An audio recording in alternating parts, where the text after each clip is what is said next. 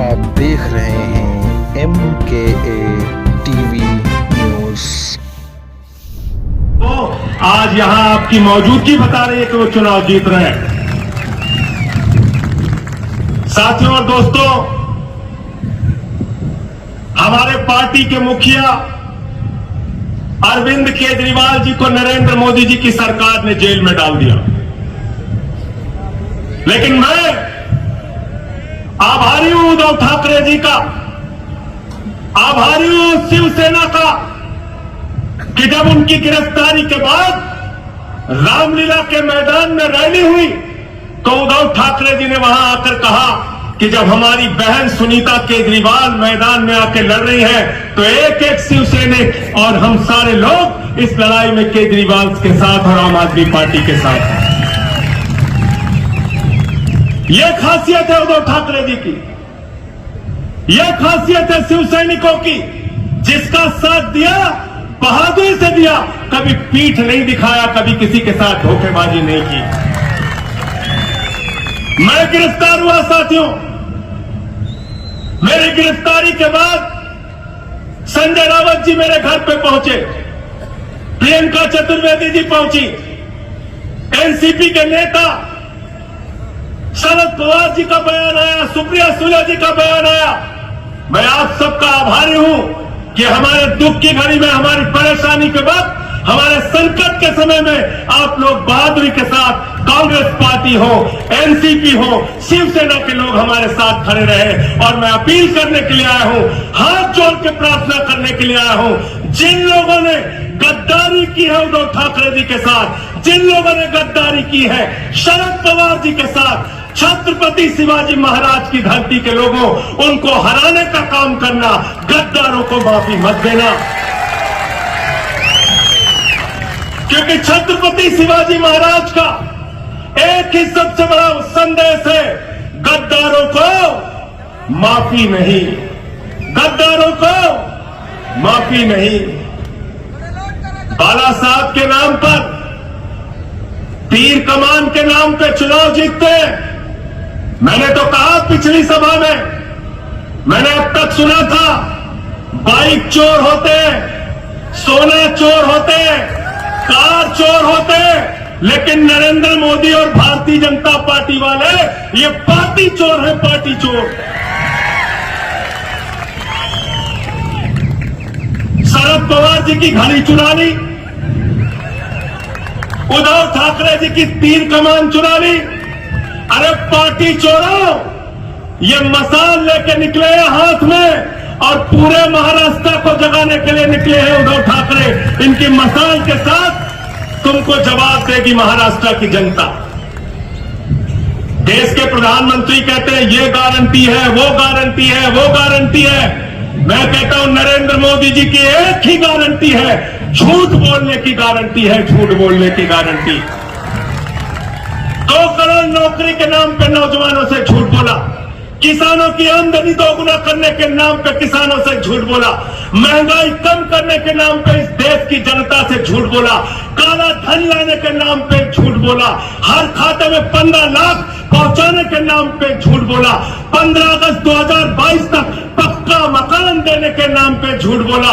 तो मैं कहता हूं मोदी की एक ही गारंटी है, झूठ बोलने की गारंटी, और उनकी पार्टी का नाम है भारतीय झूठा पार्टी।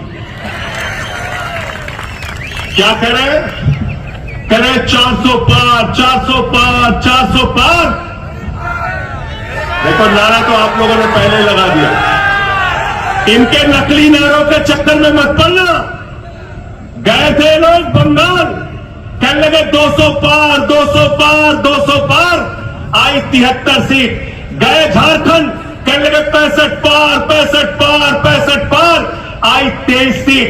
आए महाराष्ट्र, बोले 150 पार, 150 पार, 150 पार, आई 105 सीट। गए हरियाणा, कहने लगे 75 पार, 75 पार, 75 पार, आई 40 सीट। गए कर्नाटका, कहने लगे 130 पार, 130 पार, 130 30 पार, आई 65 सीट। गए दिल्ली, बोले 45 पार, 45 पार, 45 पार, आई 8 सीट। गए मिजोरम, कहने लगे 21 पार, 21 पार, 21 पार, आई 1 सीट। अब कह रहे 400 पार, 400 पार, 400 पार। जनता करे तड़ी पार, तड़ी पार, तड़ी पार। इस देश की जनता इनको हराने के लिए तैयार है, क्योंकि पूरे महाराष्ट्र में जहां हम जा रहे हैं, लोगों का एक ही कहना है, ये पार्टी तोड़ने वाले लोग, ये खोखा लेके बिकने वाले लोग। अरे विधानसभा में तो नारा लगाया शिव सैनिकों ने, 50 खोके एकदम ओके, 50 खोके एकदम ओके। लगाया था ना उद्धव जी के एमएलए ने, लगाया था ना। मुंह छिपा के भाग रहे थे एकनाथ शिंदे और उनकी पार्टी के लोग, मुंह छिपा के भाग रहे थे। इसलिए और भ्रष्टाचार के खिलाफ मोदी जी बोलते हैं। मैं तो कहता हूं बीजेपी वाले और नरेंद्र मोदी जी जब भ्रष्टाचार के खिलाफ बोलते हैं तो लगता है ओसामा बिन लादेन अहिंसा पे उपदेश दे रहा है। आप भ्रष्टाचार के खिलाफ कैसे बोलते हैं मोदी जी? आपने तो 2014 के बाद एक मोदी वॉशिंग मशीन निकाली। जितने देश के भ्रष्टाचारी हैं उनको धुल के आपने साफ कर दिया। अजीत पवार आपके साथ, छगन भुजबल आपके साथ, हसन मुशर्रफ आपके साथ, नारायण राणे आपके साथ, अशोक चौहान आपके साथ, जनार्दन रेड्डी आपके साथ, मुकुल राय आपके साथ, शुभेंदु अधिकारी आपके साथ, हेमंत बिश्व शर्मा आपके साथ, येदियुरप्पा आपके साथ, प्रज्वल रवन्ना आपके साथ। जितने भ्रष्टाचारी बलात्कारी हैं सब बीजेपी के साथ है, सब नरेंद्र मोदी के साथ। पता है कि नहीं है ना? इनके जुमले के चक्कर में मत फंसना। मैं ज्यादा लंबी बात नहीं करूंगा। उद्धव ठाकरे जी को आप सुनने आए हैं, उनकी बातों को आप विस्तार से सुन के जाइएगा। लेकिन एक ही अनुरोध आपसे कह रहा हूं, विनती कर रहा हूं, हाथ जोड़ के प्रार्थना कर रहा हूं, ये अंतिम चुनाव है, याद रखना। अगर गलती से भाजपा वाले जीत गए, नरेंद्र मोदी जीत गए, तो हिंदुस्तान में पुतिन और किम जोंग का मॉडल लागू हो जाएगा। इसलिए इनको हराना जरूरी है साथियों। ये संविधान खत्म करेंगे, ये आरक्षण खत्म करेंगे, ये इस देश के अंदर चुनाव खत्म करेंगे। सूरत में बगैर चुनाव के जीत जाते हैं, अरुणाचल प्रदेश में 10 विधायक बगैर चुनाव के जीत गए, चंडीगढ़ में बेईमानी करके अपना कैंडिडेट जिता लिया, दिल्ली में मेयर का चुनाव रोक दिया। बगैर चुनाव के हिंदुस्तान में जीतना चाहते हैं। ये जो चुनाव खत्म करना चाहते हैं, संविधान खत्म करना चाहते हैं, बाबा साहब डॉक्टर भीमराव अंबेडकर के विचारधारा को खत्म करना चाहते हैं, इनकी राजनीतिक पार्टी को इसी 2024 में सबक सिखाना है। इनकी राजनीति को खत्म करने का आप लोगों को काम करना है। बोलो तैयार हो ना? हाथ उठा के बताइए, तैयार है ना? तैयार है ना? संजोग बाघरे पाटिल साहब को इतने वोटों से यहां से जिताना कि बाकी लोगों की जमानतें जब्त हो जाए, सबक सिखाने का काम करना। अंत में इन्हीं लाइनों के साथ कि ये अमन बिक रहा है, चमन बिक रहा है, अमन बिक रहा है, चमन बिक रहा है, गरीबों के तन का कफन बिक रहा है, बाजारों में बहनों का तन बिक रहा है।